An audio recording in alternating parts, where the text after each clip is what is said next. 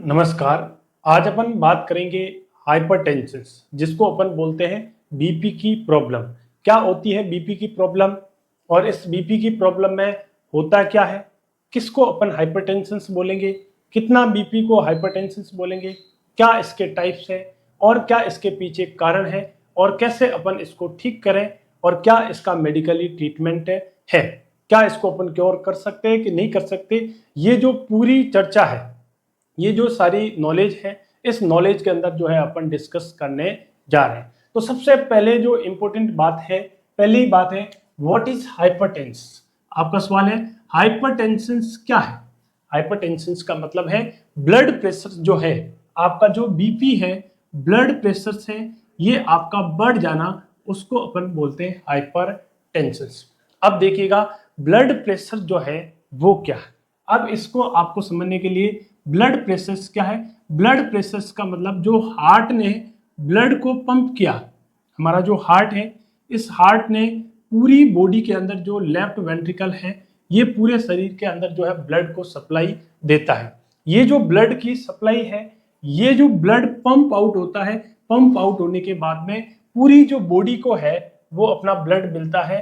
तो इसकी वॉल पे या किसी भी वेसल्स पे जो पड़ने वाला प्रेशर है, उस प्रेशर्स को अपन बोलते हैं ब्लड प्रेशर्स। इनकी वेसल्स की जो वॉल है, इस पे जो एग्जर्ट होने वाला जो प्रेशर्स है, एग्जर्ट होने वाला जो प्रेशर्स है, चाहे वो साइड में हो, चाहे ऊपर हो, चाहे उसके आगे की तरफ हो, इस प्रेशर्स को अपन बोलते हैं ब्लड प्रेशर्स। ये ब्लड प्रेशर जो है वो कई वजहों की वजह से जो हो सकता है।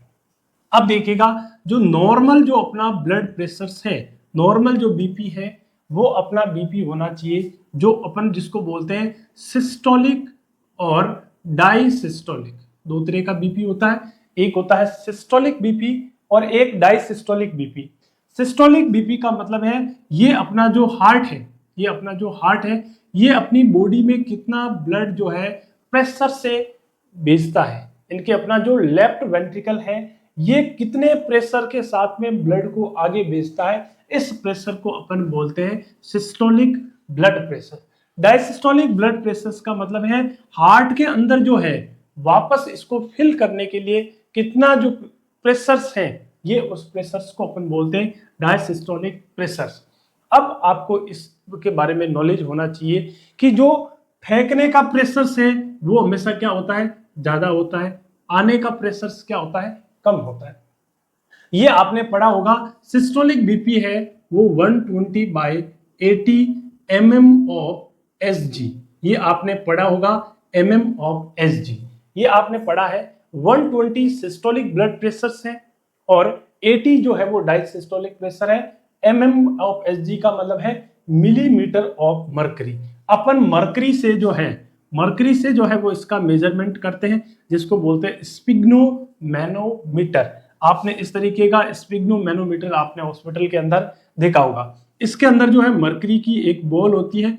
ये मर्करी इसलिए अपन यूज करते हैं कि दुनिया में अभी तक जो सबसे हल्की एलिमेंट्स है ना, वो है अपना मर्करी। तो इससे जो प्रेशर है, वो प्रेशर जो है रिलायबल जो डेटा है ना, जो एक्यूरेसी है, वो एक्यूरेसी सबसे अच्छी आती है। इसलिए हर प्रेशर को अपन रिलायबल मेजर करने के लिए उसको मरकरी के अंदर जो है मेजर करते हैं। तो मरकरी के अंदर जो है मेजर करते हैं, स्पिग्नोमैनोमीटर अपन यूज करते हैं। जो एयर पे अपन यूज करते हैं उसको एनीरॉइड मीटर बोलते हैं। तो ऊपर का बीपी 120/80 होना चाहिए, ये आपने एवरेज पढ़ा।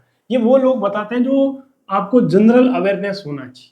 आप you are a health care professional, आप जो है हेल्थ सेक्टर से जुड़े हुए डॉक्टर हो, नर्स हो, है ना, इसके अलावा आप टेक्निकल टीम के हिस्से हो, तो आपको इस तरह की वैल्यू तो पता ही है। इसके साथ में आपको एक रेंज के अंदर जो है वो वैल्यू मालूम होना चाहिए। सिस्टोलिक बीपी अपन कब मानेंगे, सिस्टोलिक बीपी जो है वो 90 से लगा के 120 के बीच को अपन क्या बोलेंगे, नॉर्मल सिस्टोलिक ब्लड प्रेशर बोलेंगे। और डायसिस्टोलिक कितना होता है, 60 से लगा के जो है वो अपन मानेंगे 60 से लगा के 90 mm ऑफ एसजी। ये ब्लड प्रेशर क्या है, ये ब्लड प्रेशर को अपन नॉर्मल ब्लड प्रेशर के अकॉर्डिंग जो है वो काउंट करते हैं। तो अपन या मैं लिख के बताता हूं 90 से 120 और 60/90। अब देखिएगा ये जो ब्लड प्रेशर है, ये ब्लड प्रेशर एक नॉर्मल ब्लड प्रेशर के अंदर जो है वो अपने काउंट कर रखा। यदि 90 से कम है, 90 से क्या है कम है, और 120 से ज्यादा है, तो अपन इसको कम को क्या बोलेंगे, हाइपोटेंसिस। हाइपोटेंसिस का मतलब है ब्लड प्रेशर जो है, बीपी जो है वो अपना क्या है, कम है। ये वैल्यू किसकी बात की, ये वैल्यू अपने बात की नॉर्मल की। और 120 और 90 से ज्यादा है, और 120 और 90 से ज्यादा है, चाहे सिस्टोलिक हो चाहे डायस्टोलिक प्रेशर हो, दोनों को अपन जो है इंक्लूड करेंगे हाइपरटेंसिस। इसको अपन क्या बोलेंगे, हाइपरटेंसिस। हाइपरटेंसिस जो है ये बता रहा है कि आपका जो बीपी जो है वो बढ़ा हुआ बीपी है। बीपी कम होना भी एक खतरा है, बहुत बड़ा खतरा है, और बीपी बढ़ना भी खतरा है। ज्यादा जो खतरा है बीपी कम होने का खतरा है, और हाइपरटेंशन जो है वो भी एक खतरा है। हाइपरटेंशन के बारे में ये बात कही जाती है, ये एक साइलेंट किलर बीमारी है। कैसी बीमारी है, साइलेंट किलर। आदमी की जब डेथ होगी उसको पता ही नहीं चलेगी। ज्यादातर ये नॉन कम्युनिकेबल डिजीज के अंदर पड़ते हैं, और ये डिजीज क्रोनिक डिजीज होती है।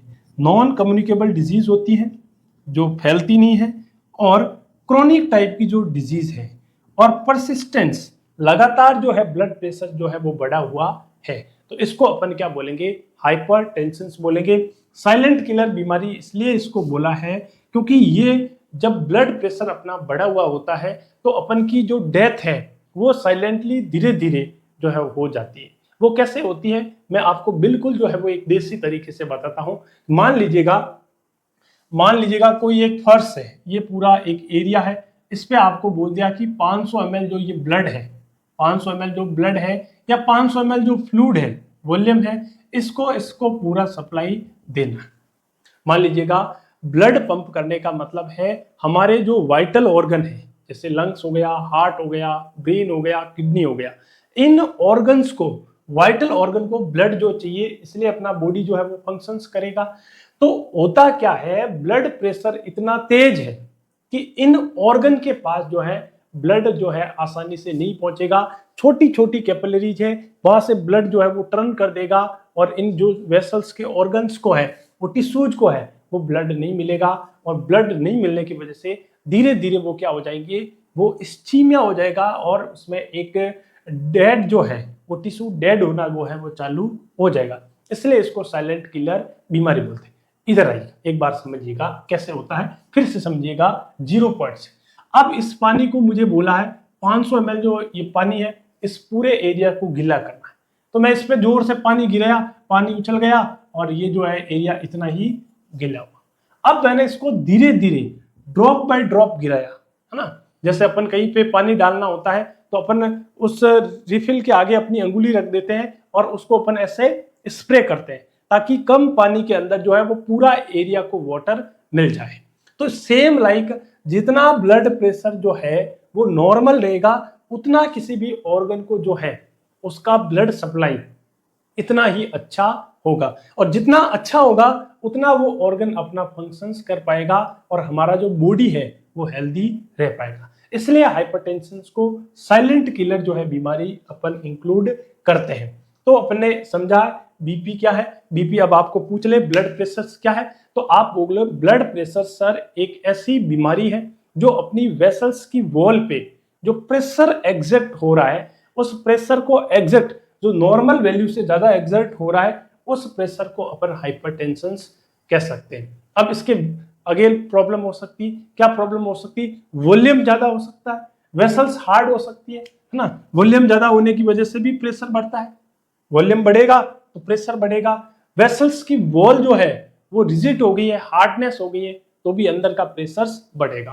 वेसल्स की वॉल छोटी हो गई, कंस्ट्रिक्ट हो गई, तो भी बढ़ेगा। तो ये सारे प्रेशर्स, जो वॉल्यूम, जो इसकी वॉल है, ये सारे फैक्टर जो है उस ब्लड प्रेशर को बढ़ाने में मेन जो इनका रोल है। अब देखिएगा इंडिया के अंदर बहुत सारी जो थ्योरी है, ये थ्योरी होती है कि ये एक बीमारी लाइफस्टाइल बीमारी है। ये कैसी बीमारी है, इस बीमारी के अंदर बड़ा कारण क्या है, लाइफस्टाइल जो है वो बड़ा कारण है। लाइफ स्टाइल के साथ में आपका जेनेटिक फैक्टर, आपका जीन क्या है, आपके दादा को बीपी का प्रॉब्लम है, आपके पापा को है, तो आपको हो सकता है, आपको ज्यादा पॉसिबिलिटीज है, ये हो सकता है जेनेटिकल है।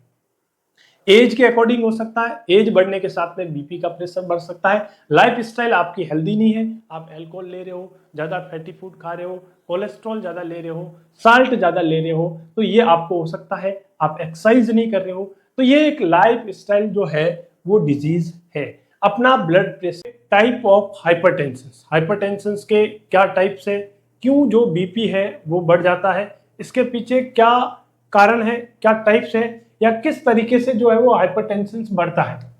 मेनली जो हाइपरटेंशन बढ़ता है जिसको अपन बोलते हैं प्राइमरी या एसेंशियल हाइपरटेंशन। प्राइमरी, प्राइमरी नाम से ही पता चल रहा है कि इसका जो मेन कारण है वो प्राइमरी है।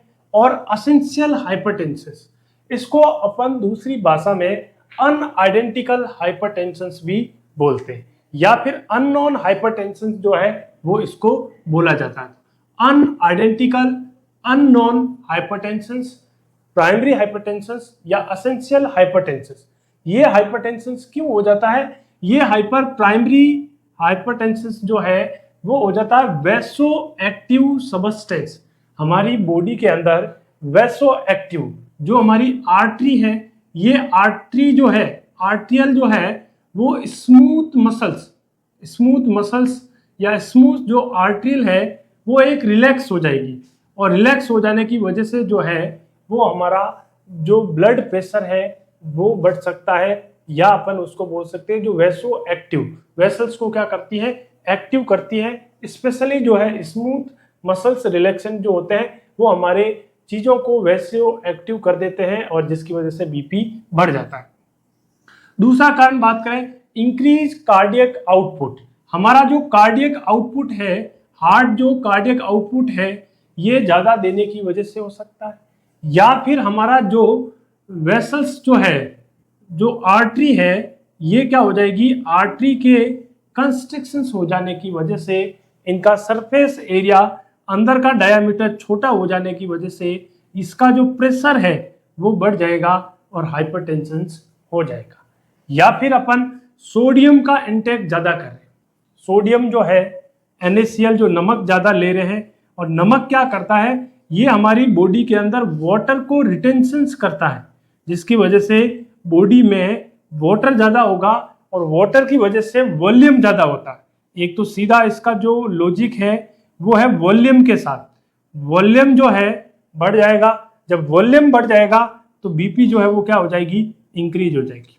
दूसरा जो NaCl है, जो सोडियम है, नमक है, ये हमारी वेसल्स के अंदर जो है वो क्या हो जाता है, हार्डनिंग कर देता है, और जिसके हार्डनिंग करने की वजह से, हार्डनेस होने की वजह से वेसल्स जो है वो ज्यादा इलास्टिक नहीं हो पाती, और इलास्टिसिटी जो इसकी है वो कम होने की वजह से, या वेसल्स जो है वो रेसिस्टेंट जो है हो जाएगी।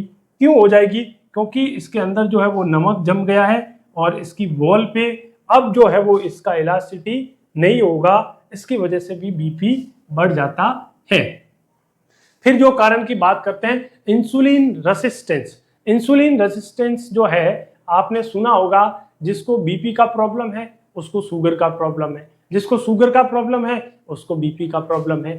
तो कहीं ना कहीं ये दोनों आपस में, इंसुलिन रेसिस्टेंस जो है इसका थ्योरी जो है, अभी जो नया लेटेस्ट रिसर्च है उसमें इस बात को जो है बताई गई है कि जिन लोगों के इंसुलिन रेसिस्टेंस है, और देखिएगा इंसुलिन रेसिस्टेंस जो है वो टाइप 2 डायबिटीज होता है। टाइप 2 डायबिटीज जिसको अपन बोलते हैं नॉन इंसुलिन डिपेंडेंस डायबिटीज, जो डाई ओबेसिटी, ओबेसिटी की वजह से डायबिटीज हो जाता है। और ये क्यों हो जाता है, क्योंकि इसके अंदर जो है आदमी मोटापा जो है वो हो जाता है, और मोटापा की वजह से जो है वो इंसुलिन रेसिस्टेंस हो जाता है। तो कहीं ना कहीं जिनको इंसुलिन रेसिस्टेंस की प्रॉब्लम है, जो टाइप 2 डायबिटीज के पेशेंट है, उन पेशेंट के अंदर भी जो है वो प्राइमरी एसेंशियल हाइपरटेंशन देखने को मिलता है। ये ऐसा नया जो रिसर्च है उसके अंदर जो है ऐसा देखा गया है।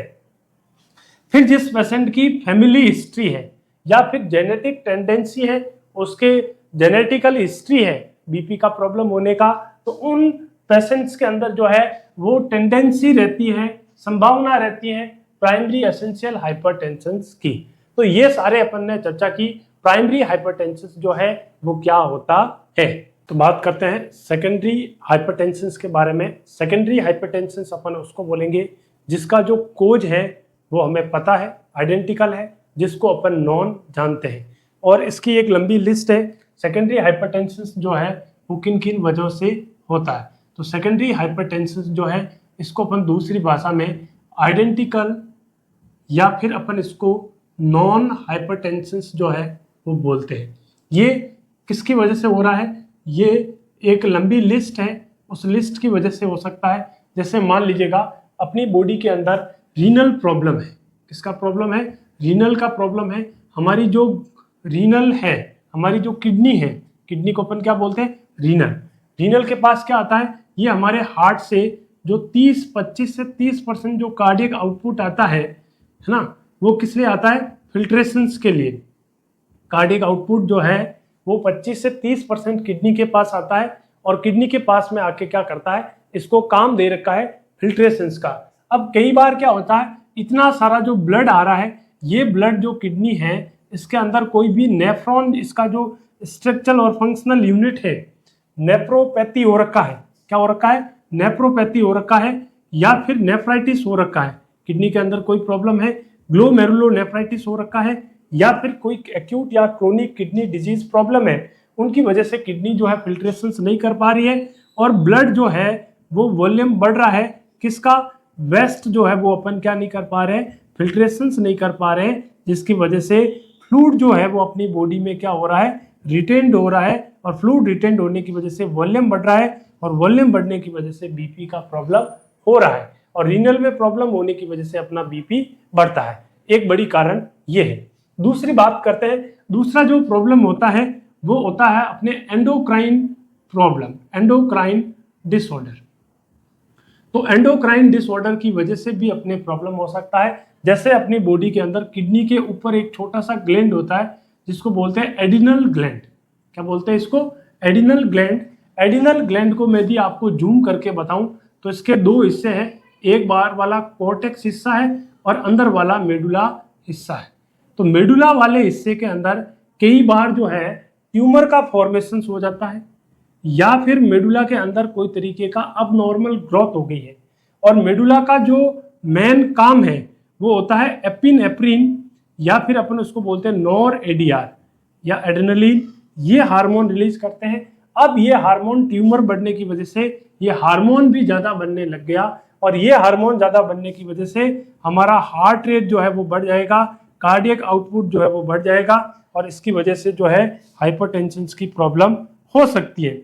इस ट्यूमर की स्थिति को अपन मेडिकल भाषा में पियोक्रोमोसाइटोमा बोलते हैं। क्या बोलते हैं इसको, पियोक्रोमोसाइटोमा। तो पियोक्रोमोसाइटोमा प्रॉब्लम होने की वजह से एडिनल ग्लैंड के मेडुला वाले हिस्से में ट्यूमर हो गया है, और ट्यूमर की वजह से एपिनेफ्रिन, एड्रेनलिन, नॉर एड्रेनलिन, ये हार्मोन की संख्या बढ़ गई है, और ये हमारे हार्ट रेट, कार्डियक आउटपुट को बढ़ा देते हैं, और इसकी वजह से जो हाइपरटेंशन होता है, ये हाइपरटेंशन जो है वो अपन जानते हैं किसकी वजह से हुआ है, आइडेंटिफाई अपन ने कर लिया है, और इस तरीके के हाइपरटेंशन को अपन क्या बोलते हैं, सेकेंडरी हाइपरटेंशन इसको बोलते हैं।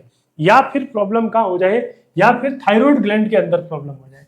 कहाँ हो जाए, थायराइड ग्लैंड के अंदर प्रॉब्लम हो जाए, और थायराइड ग्लैंड क्या बनाती है, T3 और T4 हार्मोन ज्यादा बनने लग जाए, और जिसकी वजह से अपना जो मेटाबॉलिज्म है ये अपने रेगुलेट करता है, और हाइपरथायरॉइडिज्म के अंदर अपना मेटाबॉलिज्म, बेसल मेटाबॉलिक रेट जो है ये बढ़ जाएगी। इसकी वजह से हार्ट रेट बढ़ जाएगा, पल्स रेट बढ़ जाएगी, कार्डियक आउटपुट बढ़ जाएगा, पेरिस्टालसिस मूवमेंट बढ़ जाएगा, और इसकी वजह से पेशेंट को हाइपरटेंशन की प्रॉब्लम हो जाती है।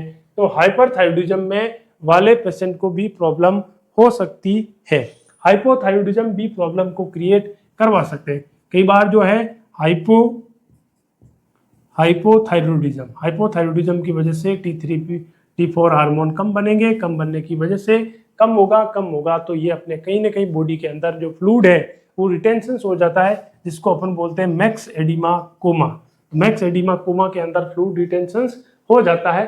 तो ये बड़ी जो कारण है वो क्या करती है, सेकेंडरी हाइपरटेंशन करती है। इसके अलावा न्यूरोलॉजिकल प्रॉब्लम भी जो है, क्या प्रॉब्लम है, न्यूरोलॉजिकल प्रॉब्लम। न्यूरोलॉजिकल प्रॉब्लम के अंदर बात करें तो हमारे ब्रेन के अंदर ट्यूमर हो जाना, ब्रेन के अंदर जब भी ट्यूमर होगा तो अपने ब्रेन के अंदर जो है वो आईसीपी बढ़ जाएगा, और आईसीपी बढ़ने की वजह से हाइपरटेंशन हो सकता है, ट्यूमर की वजह से प्रॉब्लम हो सकती है। इसको अपन बोलते हैं न्यूरोलॉजिकल डिसऑर्डर। तो न्यूरोलॉजिकल डिसऑर्डर एक अपने आप में बड़ी प्रॉब्लम है, और ये हाइपरटेंशन को कोज कर सकते हैं, जिसके अंदर अपन ने बात की थी ब्रेन ट्यूमर की।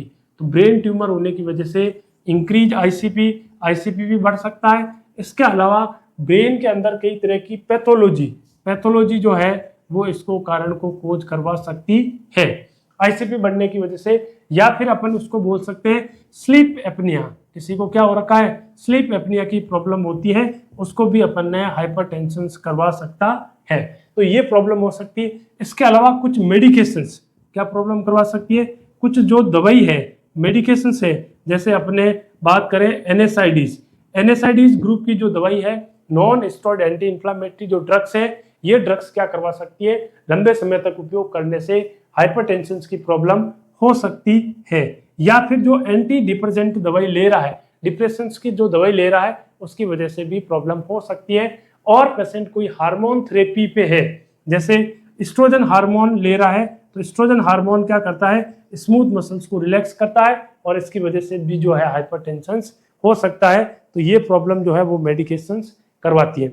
इसके अलावा बात करते हैं और क्या कारण हो सकता है। इसके अलावा आपने एक फेमस कारण पढ़ा होगा जिसको अपन बोलते हैं, क्या बोलते हैं इसको, व्हाइट कोट हाइपरटेंशन। किसकी वजह से हाइपरटेंशन हो रहा है, व्हाइट कोट की वजह से हाइपरटेंशन हो रहा है। व्हाइट कोट का मतलब होगा कि पेशेंट का बीपी पहले तो नॉर्मल था, घर पे पेशेंट का बीपी नॉर्मल था, अब जो पेशेंट है हॉस्पिटल में आ गया, और हॉस्पिटल में आने की वजह से डॉक्टर्स को देख के उसका बीपी बढ़ गया, तो अपन इसको बोलते हैं व्हाइट कोट हाइपरटेंशन। क्या बोलेंगे इसको, व्हाइट कोट हाइपरटेंशन।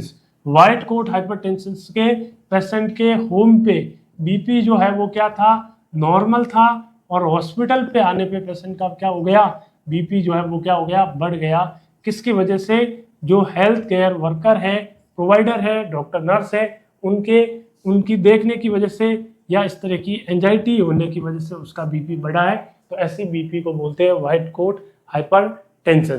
तो ये भी हमें पता करना है, कहीं व्हाइट कोट हाइपरटेंशन तो नहीं है। फिर बात करते हैं आइसोलेटेड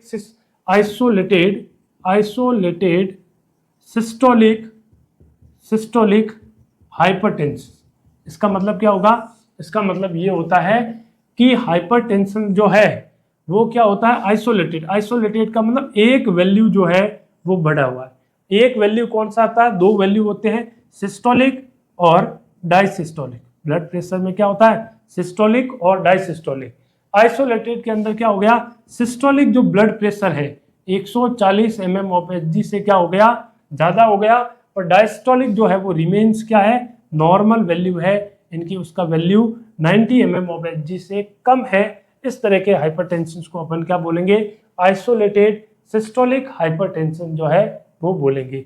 अगला जो हाइपरटेंशन का जो कारण है वो कारण होता है मैलिग्नेंट हाइपरटेंशन। इसको अपन क्या बोलते हैं, मैलिग्नेंट हाइपरटेंशन।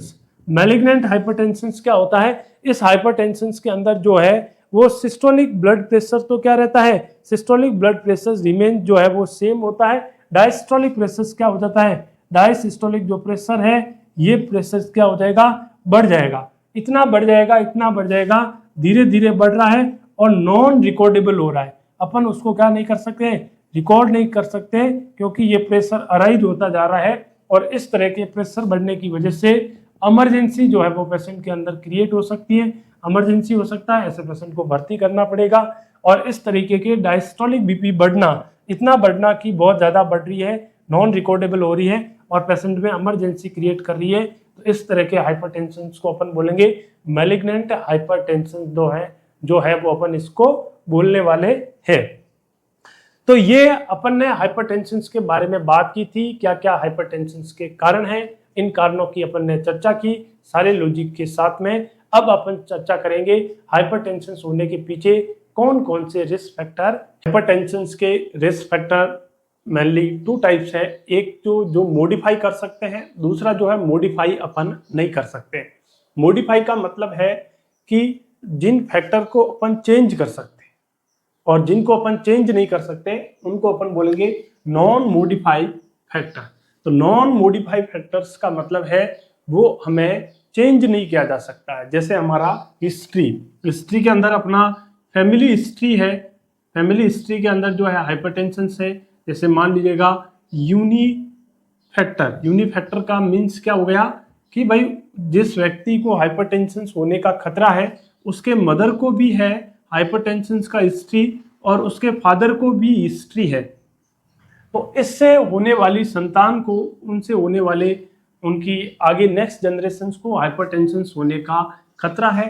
ये उनके अंदर जो खतरा है, इस खतरे को अपन चेंज नहीं कर सकते, नॉन मॉडिफाई फैक्टर है। तो फैमिली हिस्ट्री या फिर अपन कह सकते हैं जेनेटिक हिस्ट्री, किसी का जेनेटिक्स है, हेरिडिटी जो प्रॉब्लम है उसकी वजह से ये प्रॉब्लम हाइपरटेंशन की प्रॉब्लम हो सकती है। फिर बात करते हैं एज का। एज की बात करें तो एज बढ़ने के साथ, एज बढ़ेगा तो हाइपरटेंशन का जो रिस्क है वो क्या हो जाएगा, इंक्रीज हो जाएगा। तो एज के साथ जो है वो रिस्क ज़्यादा होता है। मोस्टली जो हाइपरटेंशन होता है वो 30 से 50 ईयर्स के बीच में होता है। 30 साल से 50 साल की उम्र के बीच में हाइपरटेंशन होने का खतरा जो है वो रहता है।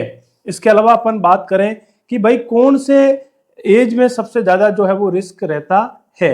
यदि एज जो है वो अपना ग्रुप की बात करें 75 ईयर्स के बाद, 75 ईयर्स के बाद में जो है वो खतरा हो सकता है। यदि 55 ईयर्स तक जो है वो खतरा रहता है मैन को, आदमियों को ये ज़्यादा प्रॉब्लम हो। 5 से लगा के 74 ईयर्स के बीच में है तो मेन और वुमन दोनों को इक्वल जो है वो रिस्क है।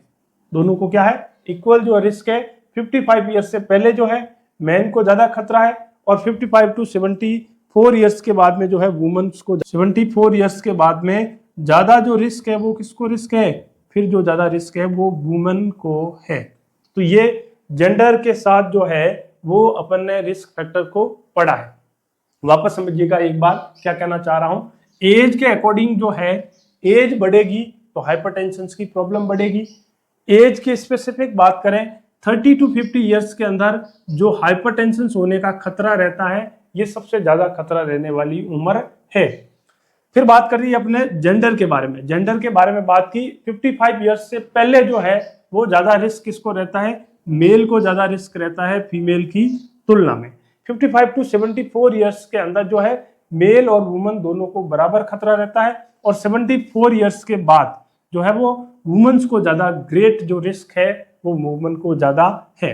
कलर का भी यहाँ कुछ इंसिडेंट्स देखा गया है। जो ब्लैकिश कलर के लोग होते हैं, जिनका जो कलर है ब्लैक कलर है, ब्लैक कलर वाले लोगों को 29% जो है वो ज्यादा हाइपरटेंशन के पेशेंट को देखा गया है। ब्लैक कलर के साथ में क्या लॉजिक है, ऐसा बोला जाता है कि ब्लैक कलर वालों के रेनिन जो है वो ज्यादा सिक्रेट होता है। ब्लैक कलर वाले सोडियम का इंटेक जो है वो ज्यादा करते हैं।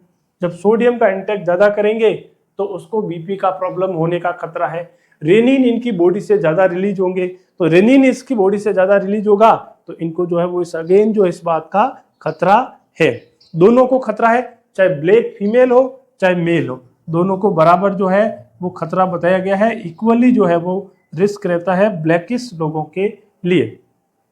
और ब्लैकिश लोग जो है वो क्या कहते हैं, इनका सेंसिटिव वैसोप्रेसिन, ये वैसोप्रेसिन के प्रति क्या रहते हैं, वैसोप्रेसिन इनमें ज़्यादा सेंसिटिव रहता है। तो कहीं एक वजह ये भी है, ज़्यादा वैसोप्रेसिन का सेंसिटिविटी होना भी एक इनका प्रॉब्लम है।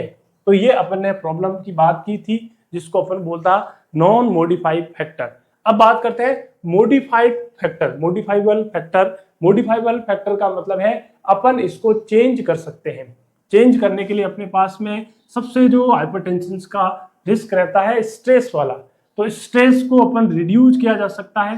पेशेंट को हैप्पी किया जा सकता है, पेशेंट अपनी लाइफ के अंदर स्ट्रेस को स्ट्रेस ना समझे, उसको लाइफ का चैलेंज समझे, और ये जो हाइपरटेंशन कम किया जा सकता है। ओबेसिटी जो है ना, वेट जो रिड्यूस है, स्पेशली जो वेट रिड्यूस होगा तो हाइपरटेंशन का रिस्क रहता है। ओबेसिटी के अंदर जो रिस्ट अपनी कमर है ना, वेस्ट है, अपने वेस्ट वाले एरिया और एब्डोमेन का जो फैट है, ये फैट जो है वो क्या करवाता है, हाइपरटेंशन करवाता है। न्यूट्रिशंस की बात करें, जो लोग ज़्यादा सोडियम डाइट ज़्यादा लेते हैं, कोलेस्ट्रॉल ज़्यादा लेते हैं, उन लोगों का जो है वो हाइपरटेंशन का रिस्क रहता है। सब्सटेंस एब्यूज कर रहे हैं, सब्सटेंस का एब्यूज कर रहे हैं, चाहे वो सिगरेट पी रहे हैं, स्मोकिंग कर रहे हैं, स्मोकिंग जो है वो अपना हाइपरटेंशन कोज करता है, तंबाकू जो है वो ले रहे हैं, या फिर किसी भी जो ओपोइड्स वगैरह उपयोग कर रहे हैं, तो इस तरीके के लोगों को हाइपरटेंशन होने का खतरा रहता है। जो सब्सटेंस एब्यूज करते हैं उन लोगों को ये दिक्कत जो है वो इसके अंदर जो है रिकॉर्डेड की गई है। इसके अलावा सेडेंट्री लाइफ स्टाइल, किसी का क्या है, सेडेंट्री लाइफ स्टाइल है। सेडेंट्री लाइफ स्टाइल वाले लोगों को ज़्यादा है, मेहनत कम करते हैं जो लोग सेडेंट्री लाइफ स्टाइल जीते हैं, और एक्सरसाइज जो है उनकी लाइफ के अंदर कम है ना, मूवमेंट कम है, तो ऐसे लोगों को भी हाइपरटेंशन होने का खतरा है। या फिर जो बर्थ कंट्रोल पिल्स ले रहे हैं, क्या ले रहे हैं, बर्थ कंट्रोल पिल, बर्थ कंट्रोल पिल्स, कॉन्ट्रासेप्शन का यूज कर रही है वुमन, तो ऐसी महिलाओं को भी खतरा हो सकता है हाइपरटेंशन का। तो ये सारे जो रिस्क फैक्टर बात की थी अपने हाइपरटेंशन के अंदर, तो ये सारे हाइपरटेंशन को कोज करवा सकते हैं।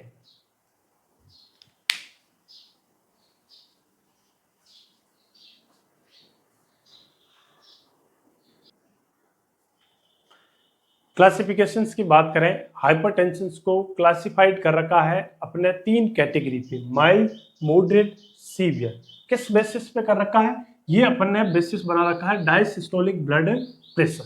डायसिस्टोलिक ब्लड प्रेशर के अकॉर्डिंग जो है वो माइल्ड, मॉडरेट, सीवियर हाइपरटेंशन है।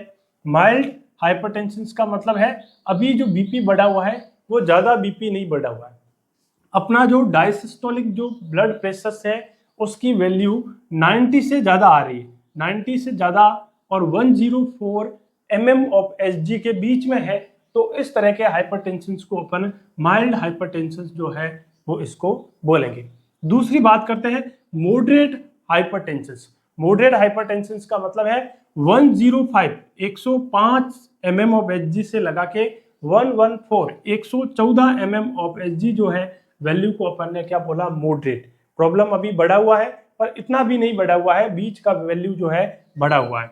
फिर बात करते हैं सीवियर हाइपरटेंशन। सीवियर हाइपरटेंशन का मतलब है डायसिस्टोलिक जो ब्लड प्रेशर है वो 115 115 mm ऑफ Hg से ज्यादा बढ़ गया है, तो इसको अपन क्या बोलेंगे, इसको अपन बोलेंगे सीवियर डायस्टोलिक हाइपरटेंशन। ये किसके बेसिस पे अपन ने क्लासिफिकेशन दिया, डायसिस्टोलिक ब्लड प्रेशर के अकॉर्डिंग जो है ये अपन ने। अब बात करते हैं पैथोफिजियोलॉजी ऑफ हाइपरटेंशन।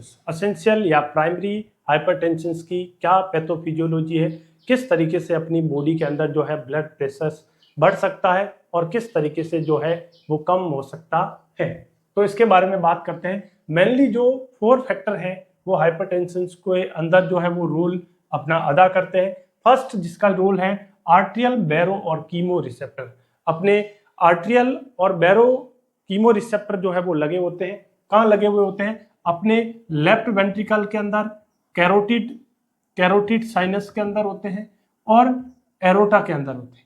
तो ये एरोटिक और कैरोटिड और लेफ्ट वेंट्रिकल, इसके अंदर बैरो और कीमो रिसेप्टर लगे होते हैं। जब भी अपना हाइपरटेंशन को बढ़ाना है तो ये क्या करेंगे, ये वहां पे स्ट्रेच कर देंगे और स्ट्रेच की वजह से जो है वो अपना वैसोकंस्ट्रिक्शन हो सकता है। और यदि इनको हाइपरटेंशन को कम करना है, वैसोकंस्ट्रिक्शन की वजह से बीपी तो क्या हो जाएगा, बढ़ जाएगा। मान लीजिएगा अब इनको बीपी कम करना है तो ये क्या हो जाएंगे, वैसो डायलेशन करेंगे, ये वेसल्स की वॉल को डायलेट कर देंगे, और वेसल्स की वॉल जब डायलेट हो जाएगी तो डायामीटर अंदर का जो है बढ़ जाएगा और ब्लड का जो फ्लो है वो कम हो जाएगा। तो ये अपना काम जो है वो करते हैं। ये कब करेंगे, इनमें 2 कंडीशंस हो सकती हैं, जब अपनी बॉडी के अंदर ऑक्सीजन का लेवल कम है और पीएच भी अपना क्या है, कम है, ऑक्सीजन का नॉर्मल लेवल 92 टू 100% होता है। यदि 92% से ऑक्सीजन का लेवल कम है तब ये क्या कर देंगे, जब ये हमारे ब्लड प्रेशर्स को क्या कर देंगे, बढ़ा देंगे, बीपी बढ़ जाएगी। और मान लीजिएगा अपनी बॉडी के अंदर जो है वो CO2 का लेवल ज्यादा है, CO2 का लेवल जब ज्यादा होने की वजह से ये क्या कर देंगे, उस वक्त स्लो हार्ट रेट कर देंगे, हार्ट रेट को क्या कर देंगे, स्लो कर देंगे, और ब्लड प्रेशर्स को क्या कर देंगे, कम कर देंगे। तो ये इस तरीके की जो आर्टेरियल और कीमो बैरो रिसेप्टर्स लगे होते हैं, ये अपनी बॉडी के अंदर फिजियोलॉजिकल जो है वो अपना काम करते हैं और इस तरीके से अपने बीपी को क्या करते हैं, कंट्रोल करते हैं। अब देखिएगा ये जो वैसो डायलेशंस करेंगे ये किसके द्वारा होगा, ये अपने बॉडी के अंदर जो वेगस नर्व है, वेगस जो नर्व है इसके स्टिमुलेशन से या इसको कम करने की वजह से, दोनों कंपलसेटरी मैकेनिज्म के अकॉर्डिंग जो है वो बॉडी इसको करेगी और ये फिर हार्ट रेट को चेंज कर देगा। और यदि हार्ट रेट बढ़ेगी तो बीपी बढ़ेगी, यदि हार्ट रेट कम होगी तो बीपी अपना क्या होगा, कम होगा। फ्लूइड जो है वो अपनी बॉडी के अंदर क्या होगा, जब अपने बॉडी के अंदर फ्लूइड जो है वो एक्सेसिव हो जाएगा, ज्यादा हो जाएगा। किसकी वजह से ज्यादा हो जाएगा, यदि अपन सोडियम को इंटेक ज्यादा कर रहे हैं, सोडियम का इंटेक क्या होगा, ज्यादा होगा, वाटर अपनी बॉडी के अंदर रिटेंशन होगा तो वॉल्यूम बढ़ेगा, और वॉल्यूम बढ़ने की वजह से जो है वो ब्लड प्रेशर जो है वो अपना बढ़ सकता है। तो कहीं ना कहीं जो फ्लूइड का जो भी है बॉडी के अंदर इसका रोल है, और ये फ्लूइड जो है अपने वॉल्यूम को चेंज करता है और अपना बीपी जो है वो बढ़ सकता है। तीसरी बात करते हैं, रेनिन एंजियोटेंसिन एल्डोस्टेरोन सिस्टम, जिसको अपन बोलते हैं रास सिस्टम। क्या बोलते हैं, रास सिस्टम।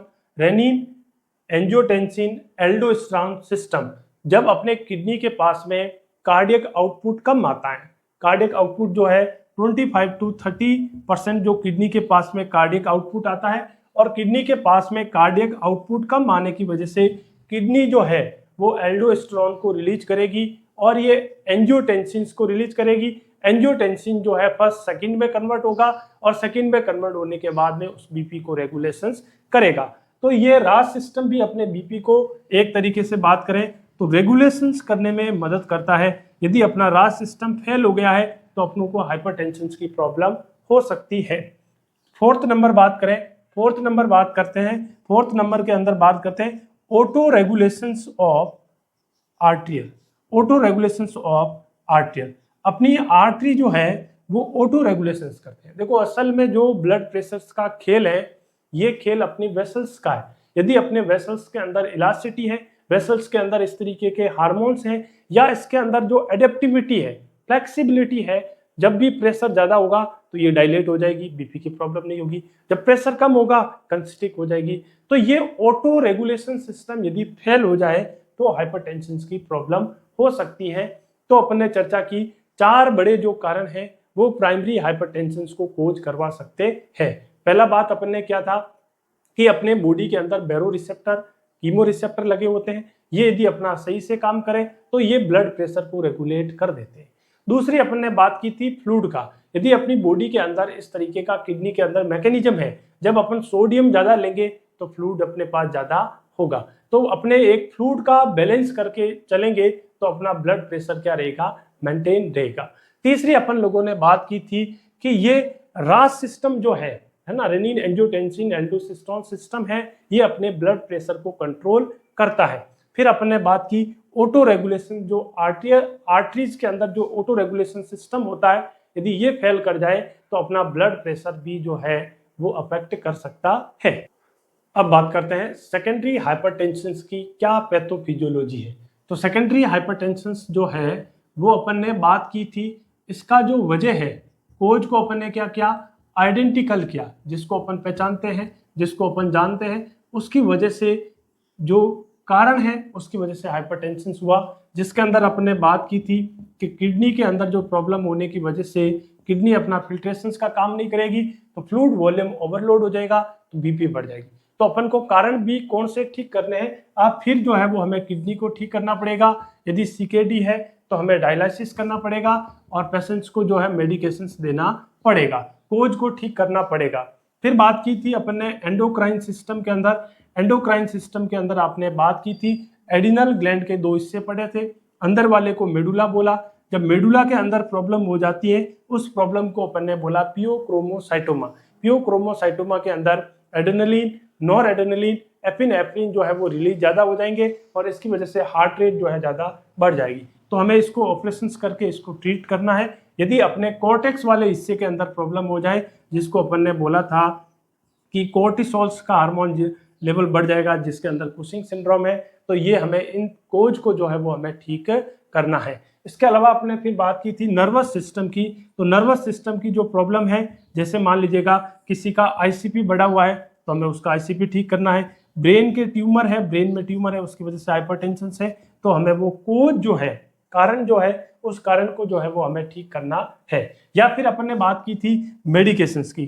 कई बार जो हाइपरटेंशन मेडिकेशंस की वजह से हो जाता है, जैसे पेशेंट लॉन्ग टर्म से एनएसआईडी ले रहा है ना, इसके अलावा पेशेंट के एंटी डिप्रेसेंट की दवा ले रहा है या एस्ट्रोजन हार्मोन खा रहा है, तो ये इस पेशेंट को हाइपरटेंशन जो है वो क्रिएट हो सकता है।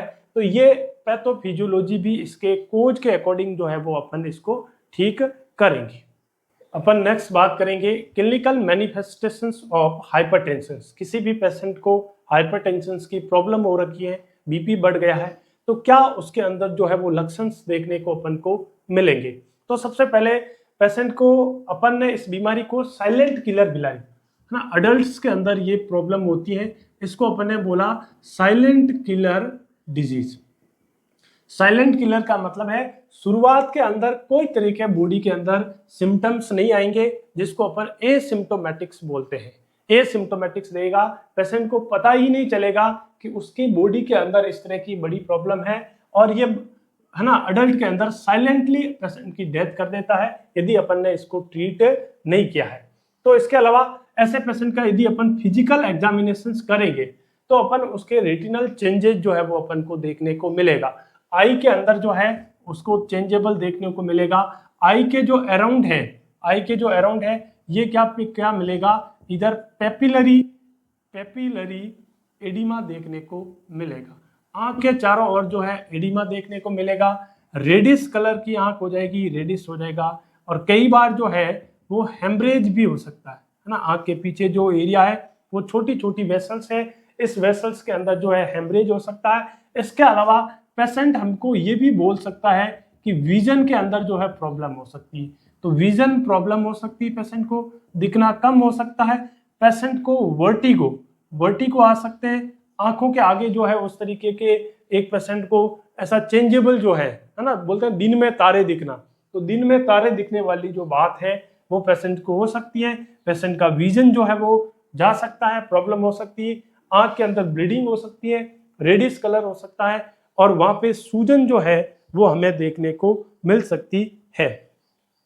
तो ये प्रॉब्लम जो है अपन फिजिकल एग्जामिनेशन करेंगे। दूसरा पेशेंट को वीकनेस जो है वो देखने को मिलेगी, और डिजीनेस, वीकनेस और डिजीनेस देखने को मिलेगी।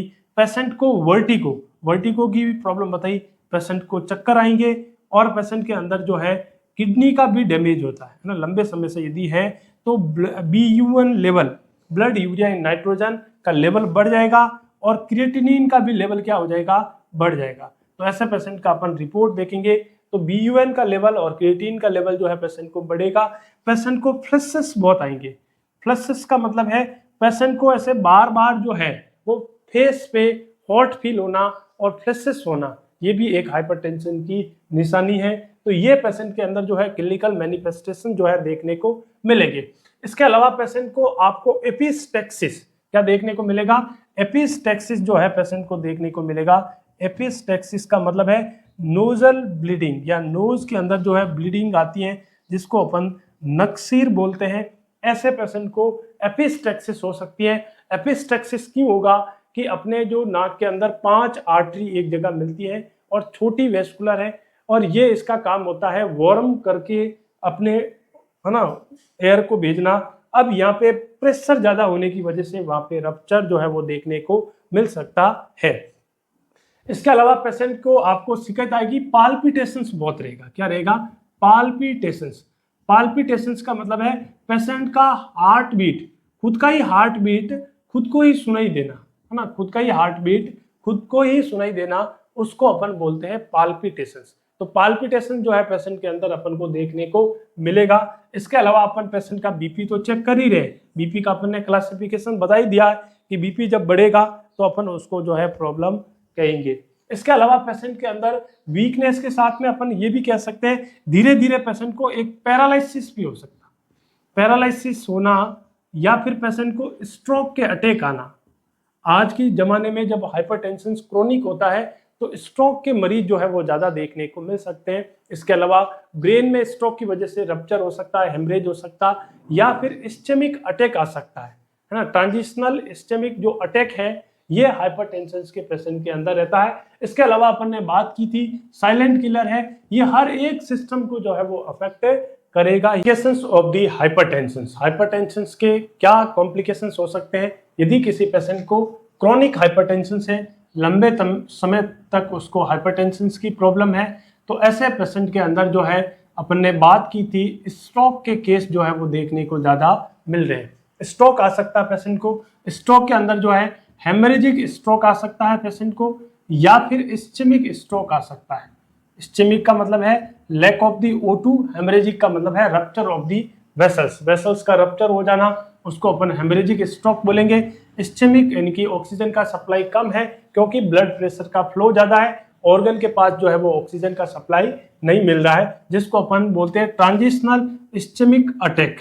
इसको और भी क्या बोलते हैं, ट्रांजिशनल इस्चेमिक अटैक। ये प्रॉब्लम हो सकती है। इसके अलावा पेशेंट को MI हो सकता है, मायोकार्डियल इन्फार्क्शन हो सकता है, पेशेंट को कार्डियोमायोपैथी हो सकता है, कार्डियोमायोपैथी। पेशेंट का जो हार्ट है ये बड़ा साइज के अंदर हो सकता है, वेंट्रिकुलर फेलियर हो सकता है, पेशेंट का जो वेंट्रिकुलर पंपिंग सिस्टम है वेंट्रिकुलर फेलियर हो सकता है पेशेंट को, और इसकी वजह से पेशेंट को डेथ भी हो सकती है। ये सारे पेशेंट के अंदर जो है कॉम्प्लिकेशंस वो है आपको देखने को मिल सकता है। इसके अलावा पेशेंट के रीनल सिस्टम को भी अफेक्ट करता है। रीनल सिस्टम के अंदर insufficiency of the oxygen flow, blood flow कम होने की वजह से वहां पे नेफ्रोपैथी जो है वो देखने को मिल सकती है, वहां पे ब्लीडिंग हो सकती है। इसके अलावा वहां पे ब्लीडिंग हो सकती है। और पेशेंट को ब्लीडिंग की बात करें तो अपन ने पहले ही बात की थी, ब्लीडिंग पेशेंट के और कहाँ हो सकती है, आई के अंदर ब्लीडिंग हो सकती है जिसको अपन रेटिनल हेमरेज भी बोलते हैं। तो ये एक कॉम्प्लिकेशन है हाइपरटेंशन के। वैसे हाइपरटेंशन अपने पूरे बॉडी को अफेक्ट करता है, पूरे सिस्टम को अफेक्ट करता है। ये जो अपन ने मेन जो कॉम्प्लिकेशंस देखे गए हैं उनकी अपन ने चर्चा की है।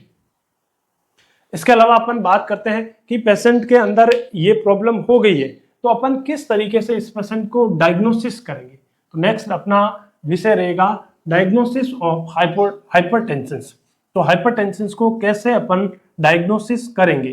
तो सबसे पहले यदि अपने पास पेशेंट आएगा तो अपन पेशेंट का फिजिकल एग्जामिनेशन और पेशेंट का हिस्ट्री कलेक्शन करते हैं। देखिएगा हमेशा इस चीज के प्रिंसिपल को आपको फॉलो करना है। कौन से प्रिंसिपल को फॉलो करना है, यदि आपके पास पेशेंट आता है तो सबसे पहले आप क्या लोगे, उसका हिस्ट्री कलेक्शंस लोगे। क्या लोगे आप, उसका हिस्ट्री कनेक्शंस लोगे। तो पेशेंट का आप हिस्ट्री लोगे तो हिस्ट्री के अंदर पेशेंट बोलेगा कि मेरे जेनेटिक प्रॉब्लम है, मेरे मम्मी को थी, पापा को थी, या यूनिसेक्स जो प्रॉब्लम थी ये प्रॉब्लम हो सकती है। तो हिस्ट्री उसका कहीं ना कहीं एक अपन को प्रेजेंट देखने को मिलेगा। और हिस्ट्री यदि प्रेजेंट नहीं है तो अपन उसका नेक्स्ट एग्जामिनेशन करेंगे फिजिकल एग्जामिनेशन। फिजिकल एग्जामिनेशन जो है अपन इंस्पेक्शंस करेंगे, पेशेंट के आई के अराउंड कोई एडिमा ना हो, या फिर पेशेंट को इस तरीके का एपिस्टेक्सिस का प्रॉब्लम ना हो, या फिर पेशेंट को किसी भी तरह का अपन ने जो क्लिनिकल सिम्टम्स की बात की, चक्कर आना है ना, पेशेंट को फ्लसेस फील होना, पेशेंट को वीकनेस फील होना, पाल्पिटेशंस होना, हेडेक होना, ये सारी जो चर्चा है वो पेशेंट के साथ अपन फिजिकल एग्जामिनेशंस और हिस्ट्री कलेक्शंस करेंगे। फिर जो है पेशेंट का अपन वाइटल साइंस लेंगे। वाइटल साइंस के अंदर TPR BP क्या लेंगे, टेम्परेचर, पल्स, रेस्पिरेशंस और ब्लड प्रेशर्स। पेशेंट का अपन क्या मेजर करेंगे, BP जो है वो उस पेशेंट का मेजर करेंगे। यदि अपन को BP जो है 2 ओकेजन पे 2 टाइम्स जो है BP का एलिवेशन हो रखा है, BP का क्या हो रखा है, BP बढ़ा हुआ आया है। BP कितना बढ़ा हुआ है, नॉर्मल ब्लड प्रेशर की बात की अपन ने, जो सिस्टोलिक ब्लड प्रेशर होता है 120 to 140 और ये होता है 60/90 mm of Hg। यदि इससे बढ़ा हुआ है ना, कितना बढ़ा हुआ है, माइल्ड, मॉडरेट, सीवियर कैटेगरी अपन ने बताई थी, ये 2 ओकेजन पे पेशेंट का बढ़ा हुआ है, तो अपन उस पेशेंट को जो है वो अपन डिक्लेयर करेंगे भाई इसको बीपी की प्रॉब्लम है। इससे पहले अपन 6 महीने तक पेशेंट को टाइम देते हैं, और टाइम देते हैं कि उसकी जो लाइफ मॉडिफिकेशंस हैं वो आप करें, और फिर उसके बाद में फिर से बीपी चेक करें। यदि इम्प्लीमेंट हो गया है तो अपन को दवा देने की जरूरत नहीं है, यदि इम्प्लीमेंट नहीं हुआ है तो हमें दवा देने की जरूरत है। तो ये अपन पेशेंट के अंदर करेंगे। पेशेंट के अंदर एक ईसीजी करेंगे। क्या करेंगे?